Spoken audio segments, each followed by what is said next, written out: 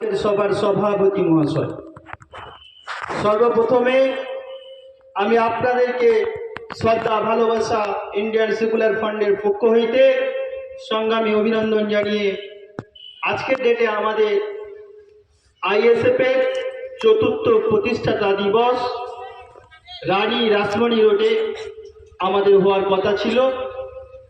সম্পূর্ণ বিস্তারিতভাবে আমাদের কুলপি ব্লকের সম্পাদক মহাশয় অর্থাৎ বাহাউদ্দিন সাহেব তিনি বলে গেছেন এটা শাসক দলের একটা চক্রান্ত পরিকল্পনা। তারা কিন্তু ভালোভাবে বুঝে গেছে ইন্ডিয়ান সেকুলার ফান্ড এমন একটা জায়গা তৈরি করে নিয়েছে এই বাংলার বুকে, এই বাংলার জমিনে। যদি এই রানী রাসমণি রোডে সভাটা করতে দেয়া হয়, অর্থাৎ আইএসএফ এর প্রতিষ্ঠাতা দিবসটা পালন করতে দেয়া হয়, তাহলে কলকাতা স্তব্ধ হয়ে যাবে, গাড়ি চলাচল বন্ধ হয়ে যাবে, বাংলার মানুষ বুঝে যাবে আইএসএফ কি জিনিস, আইএসএফ এর পক্ষে মানুষ কতটা রায় দিয়েছে, আইএসএফ এর সঙ্গে কত মানুষ আছে। এমনিতে ওরা ভীত সন্তুষ্ট হয়ে আছে। আপনারা দেখেছেন গত কয়েকদিন আগে সিপিএম এর একটা ব্রিগেড সমাবেশ হয়েছিল, সেখান থেকে ওরা ভয়ে সন্তুষ্ট হয়ে আছে। আবারও দেখছে যদি ইন্ডিয়ান সেকুলার ফান্ডকে খোলসা ভাবে যদি 21শে জানুয়ারি প্রতিষ্ঠা দিবসটা পালিত করতে দেওয়া হয়, তাহলে কিন্তু কলকাতার বুকটা স্তব্ধ হয়ে যাবে, মানুষ বুঝে যাবে এবং সমস্ত এলাকা থেকে সমস্ত ধরনের কি গরিব শ্রেণী, কি মধ্যবিত্ত শ্রেণী, কি ধনী শ্রেণী, সমস্ত শ্রেণীর মানুষ, সমস্ত প্ল্যাটফর্মের মানুষ সংঘবদ্ধ হচ্ছে এই টিএমসি নামক দুঃশাসিত দুঃশাসন সরকার বাংলা থেকে উৎখাত করার জন্য। আজকের ডেটে কিন্তু আইএসএফ তৈরি হয়ে গেছে।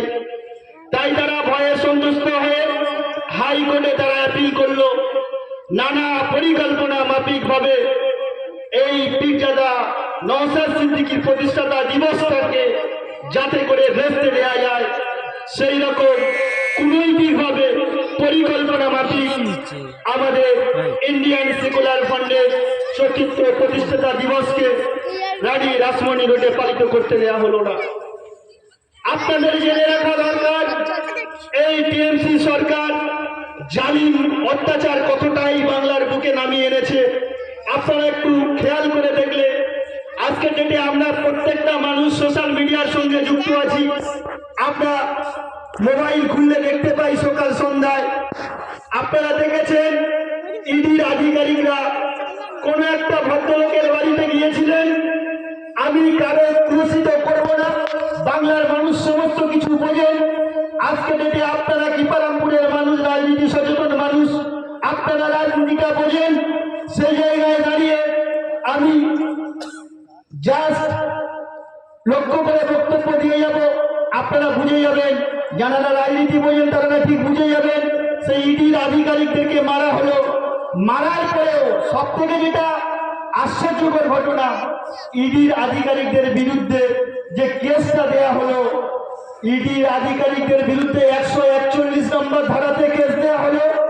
141 নম্বর ধারা মানে কোন মানুষ চুরি করার উদ্দেশ্যে ঢুকেছে। আপনারা বুঝে যান এই বাংলার যিনি মাননীয়া তিনি কতটা নির্লজ্জ, কতটা নির্যাতিত মানুষের উপরে নামিয়ে আনছে। শুধু সাধারণ মানুষ নয়, গভর্নমেন্টের সঙ্গেও যারা কেন্দ্রের আধিকারিক, সব থেকে ভারতবর্ষের সর্বোচ্চ আধিকারিকরা হচ্ছে আপনার সব থেকে বড় সংস্থা হচ্ছে ইডি। সেই ইডির আধিকারিকদের পর্যন্ত ছাড়ছে না। তার মানে এই টিএমসি সরকার এরা যেন তেন প্রকারেণ ভাবে এরা এদের চেয়ারকে যাতে করে ঠিক রাখা যায়, তার জন্য যা যা করণীয় আছে সমস্ত রকমের নোংরা কাজ করতে এরা রেডি।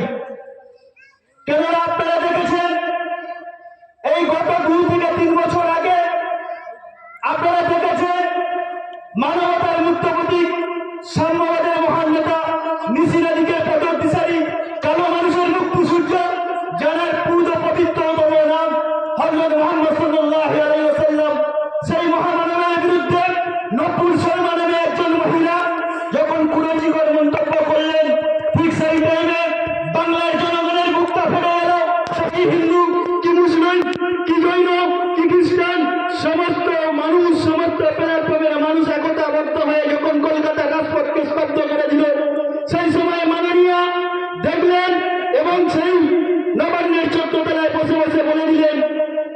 কলকাতাতে এইভাবে আন্দোলন করা যাবে না। দিল্লির যদি কোনো আপনার লোকসভার কোনো ক্যান্ডিডেট যদি বলে থাকে তার বিরুদ্ধে আপনারা দিল্লিতে গিয়ে আন্দোলন করেন, তার মানে বিজেপির সঙ্গে টিএমসি যে সেদিন, সেটা কিন্তু সম্পূর্ণ সেদিনকে পরিষ্কার হয়ে গেছে। বাংলার মানুষ